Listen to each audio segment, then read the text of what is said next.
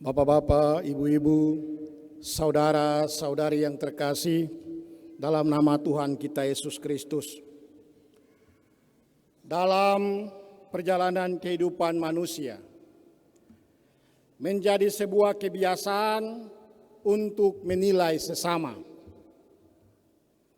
Sekali memberikan penilaian kepada seseorang, maka selamanya menjadi cap dan tetap akan selamanya.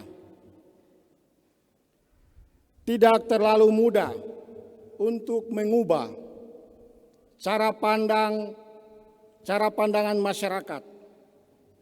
Meskipun ada banyak perbuatan yang bertentangan dengan penilaian masyarakat, tetapi masyarakat biasanya sulit untuk mengubah penilaian mereka.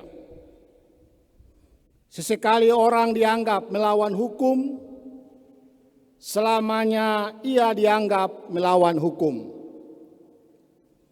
Sesekali orang dianggap mencuri, dia akan dianggap pencuri untuk waktu-waktu yang selanjutnya. Cap yang diberikan itu suka tidak suka, mau tidak mau, seringkali menjatuhkan atau mengucilkan orang dari masyarakat. Bapak, Ibu, saudara-saudari yang terkasih dalam nama Tuhan kita Yesus Kristus. Injil hari ini berkisah mengenai Yesus yang hendak dirajam oleh orang-orang Yahudi, yang hendak dilempari dengan batu. Menurut cara pandang dan penilaian orang Yahudi, Yesus merupakan duri dalam daging. Ia selalu mengusik dan mengkritisi kehidupan kaum tua-tua dan para ahli Taurat serta para pemimpin agama. Yesus bagi mereka adalah penghalang dan ancaman yang notabene meruntuhkan pengaruh mereka di dalam komunitas mereka maupun di tengah masyarakat. Ada kebencian, ada iri hati, dan rasa terancam dalam diri orang-orang Yahudi. Maka strategi yang terbaik adalah dengan menyingkirkan Yesus. Pokok persoalannya iri hati, rasa terancam. Itulah yang membuat orang Yahudi tidak mudah menerima ajaran Yesus dan menutup mata mereka. Bagi orang Yahudi dan para ahli Taurat, merupakan ancaman bagi mereka.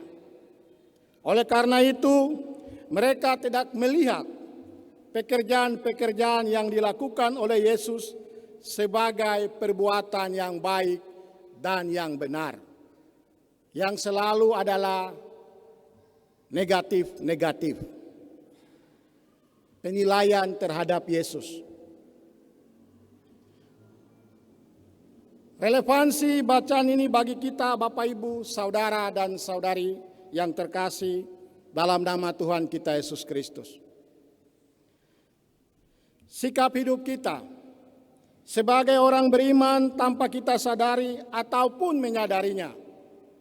Sering juga kita berlaku dan bertindak seperti orang Yahudi. Kita seringkali sulit melihat perbuatan-perbuatan baik yang dilakukan sesama.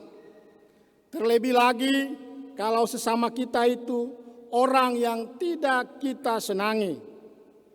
Cerita pengalaman kehidupan kita membuktikan itu. Bahkan kita selalu berusaha melihat sisi-sisi buruk yang dilakukan oleh orang-orang itu. Injil hari ini juga mengajak kita untuk belajar, melihat, dan mensyukuri perbuatan besar Allah yang senantiasa terlaksana dalam kehidupan kita. Amin.